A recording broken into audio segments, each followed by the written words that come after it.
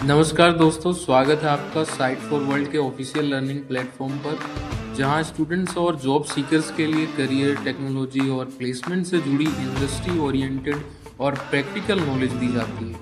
अगर आप अपनी स्किल्स को नेक्स्ट लेवल तक ले जाना चाहते हैं तो आप बिल्कुल सही जगह पर आए हो। चलिए शुरू करते हैं आज का इम्पोर्टेंट। नमस्ते स्टूडेंट्स, आज हम रस्ट प्रोग्रामिंग लैंग्वेज के कुछ सबसे पावरफुल फीचर्स को समझेंगे। रेडी हो? फोकस मोड ऑन है ना?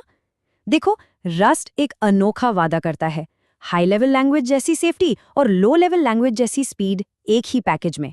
तो चलिए देखते हैं कि ये मैजिक आखिर होता कैसे है। तो आज के सफर में हम इन टॉपिक्स को कवर करने वाले हैं। हम रस्ट के कोर प्रॉमिस से शुरू करेंगे, फिर ओनरशिप, स्लाइसेस, लूप्स और पैटर्न मैचिंग को एक एक करके समझेंगे। सब कुछ आपस में कनेक्टेड है, तो एंड तक आपको पूरी पिक्चर क्लियर हो जाएगी। रेडी हो ना? ओके, तो चलो स्टार्ट करते हैं पहले सेक्शन से। सबसे पहले ये समझते हैं कि रस्ट आखिर बना क्यों। ऐसी कौन सी बड़ी प्रॉब्लम थी प्रोग्रामिंग की दुनिया में जिसको सॉल्व करने के लिए इसकी जरूरत पड़ी। सोचो, प्रोग्रामिंग में ना हमेशा एक दुविधा रहती है, सेफ्टी या परफॉर्मेंस। पाइथन जैसी लैंग्वेजेस जो गार्बेज कलेक्टर यूज करती हैं बहुत सेफ हैं, मेमोरी की टेंशन नहीं लेनी पड़ती। पर उस सेफ्टी की कीमत है थोड़ी सी स्पीड। दूसरी तरफ C++ जैसी लैंग्वेजेस हैं जो आपको रॉकेट जैसी स्पीड देती हैं, लेकिन वहाँ मेमोरी मैनेजमेंट की सारी जिम्मेदारी आपकी। एक छोटी सी गलती और प्रोग्राम क्रैश। तो सवाल ये है, क्या कोई ऐसी लैंग्वेज हो सकती है जो F1 कार जैसी फास्ट हो और फैमिली कार जैसी सेफ भी? और बस यही एंट्री होती है रस्ट की, अपने सीक्रेट वेपन के साथ। इसका नाम है ओनरशिप। रस्ट ना तो गार्बेज कलेक्टर यूज करता है, ना ही आपसे कहता है कि मेमोरी खुद मैनेज करो। इसके पास रूल्स का एक सेट है, और सबसे कूल पार्ट, ये सारे रूल्स कोड रन होने से पहले ही, यानी कंपाइल टाइम पर ही कंपाइलर चेक कर लेता है। इससे सेफ्टी भी मिल जाती है और स्पीड भी। समझ आया? तो अब टाइम है रस्ट के कोर कंसेप्ट यानी ओनरशिप में अच्छे से डीप डाइव करने का। ध्यान से सुनना, ये इंपॉर्टेंट है क्योंकि यही रस्ट की नींव है। सब कुछ इसी पर टिका है। ओनरशिप के बस 3 सिंपल से रूल्स हैं, इनको अच्छे से याद कर लो। रूल नंबर 1, रस्ट में हर वैल्यू का एक मालिक होगा जिसे हम ओनर कहते हैं, ठीक है। रूल नंबर 2, एक वक्त पर एक वैल्यू का सिर्फ और सिर्फ एक ही मालिक हो सकता है।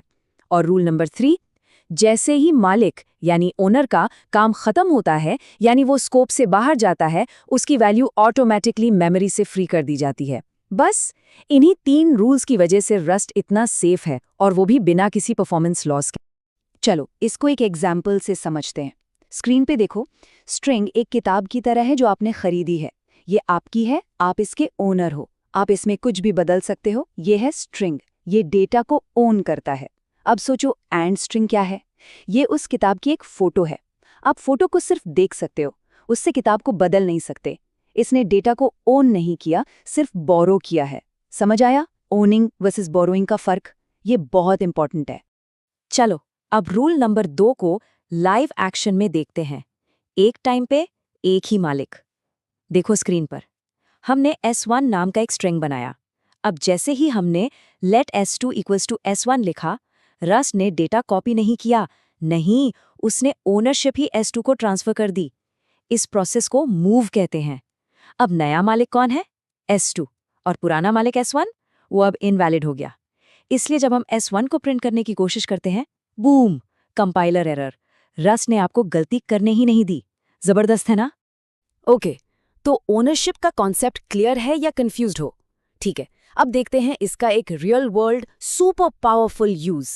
हम बात करेंगे स्लाइसेस की। ये डेटा को देखने का एक बहुत ही सेफ और स्मार्ट तरीका है। इमेजिन करो, आपको एक फंक्शन लिखना है फर्स्ट वर्ड, जो एक सेंटेंस में से पहले वर्ड का एंड कहाँ होता है उसका इंडेक्स नंबर बताता है। सिंपल लग रहा है ना? बट एक प्रॉब्लम है, ये फंक्शन रिटर्न क्या कर रहा है? सिर्फ एक नंबर, और ये नंबर का असली डेटा से कोई डायरेक्ट कनेक्शन नहीं है। अब देखो इससे क्या बड़ी प्रॉब्लम हो सकती है। ओके, सो देखो यहाँ स्क्रीन पे हमने फर्स्ट वर्ड फंक्शन चलाया और वर्ड एंड वेरिएबल में वैल्यू आ गई 5। सब ठीक है, लेकिन अगले ही लाइन में हमने स्ट्रिंग को पूरा खाली कर दिया। अब सोचो, स्ट्रिंग तो एम्प्टी हो गई, पर वर्ड एंड में अभी भी क्या है? 5। ये 5 अब किस काम का? इसका तो कोई मतलब ही नहीं रहा। ऐसे बग्स को पकड़ना बहुत मुश्किल होता है। तो इस खतरनाक प्रॉब्लम का सल्यूशन क्या है? स्लाइसेस। अब हम फंक्शन को चेंज करेंगे। अब वो एक नंबर रिटर्न नहीं करेगा बल्कि एक स्लाइस रिटर्न करेगा। स्लाइस क्या है? सिंपल भाषा में ये ओरिजिनल डेटा के एक टुकड़े का रेफरेंस है। ये डेटा से जुड़ा हुआ है, कोई आवारा नंबर नहीं है। और अब देखो रस्ट का असली मैजिक। जैसे ही हमने वर्ड नाम का स्लाइस लिया, रस्ट को पता चल गया कि कोई इस डेटा को बोरो करके देख रहा है। अब अगर हम उसके बाद s.clear से ओरिजिनल स्ट्रिंग को बदलने की कोशिश करते हैं, कंपाइलर सीधा मना कर देगा, एरर। वो कहता है, हे, कोई इस डेटा को देख रहा है, तुम इसे अभी चेंज नहीं कर सकते। सोचो, बग को पैदा होने का मौका ही नहीं मिला, कंपाइलर ने पहले ही उसे खत्म कर दिया। This is the power of rust. चलो आगे बढ़ते हैं। अब देखते हैं कि ये सारी फिलॉसफी नॉर्मल चीजों जैसे फॉर लूप्स पे कैसे अप्लाई होती है, और इससे हम एक नए सुपर इंपॉर्टेंट कॉन्सेप्ट को समझेंगे। रेडी हो नेक्स्ट स्टेप के लिए? ये टर्म अच्छे से सुनो और समझो। Zero cost abstraction. फैंसी लग रहा है, बट मतलब बहुत सिंपल है। इसका मतलब है कि आप मस्ट हाई लेवल कोड लिख सकते हो जो लिखने और पढ़ने में आसान हो, और उस आसानी की आपको परफॉर्मेंस में कोई कीमत नहीं चुकानी पड़ेगी। मतलब नो स्पीड लॉस। कैसे? क्योंकि रस्ट का कंपाइलर एक जीनियस है। वो आपके सिंपल कोड को इतना ऑप्टिमाइज कर देता है कि वो सुपर फास्ट मशीन कोड बन जाता है। चलो एक फॉर लूप का एग्जाम्पल लेते हैं। हमको तो ये बहुत सिंपल दिखता है ना? लेकिन पर्दे के पीछे क्या चल रहा है?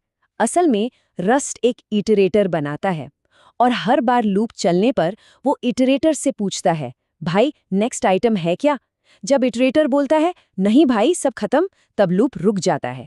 ये सब .next मेथड के थ्रू होता है। अब इससे होता क्या है?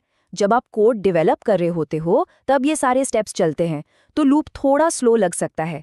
लेकिन जब आप फाइनल एप्लीकेशन बनाते हो तब रस्ट का ऑप्टिमाइजर जादू करता है। वो ये सारे एक्स्ट्रा स्टेप्स हटा देता है और उसको एकदम रॉ फास्ट लूप में बदल देता है। और इसी को कहते हैं जीरो कॉस्ट एब्स्ट्रैक्शन। आराम भी और स्पीड भी।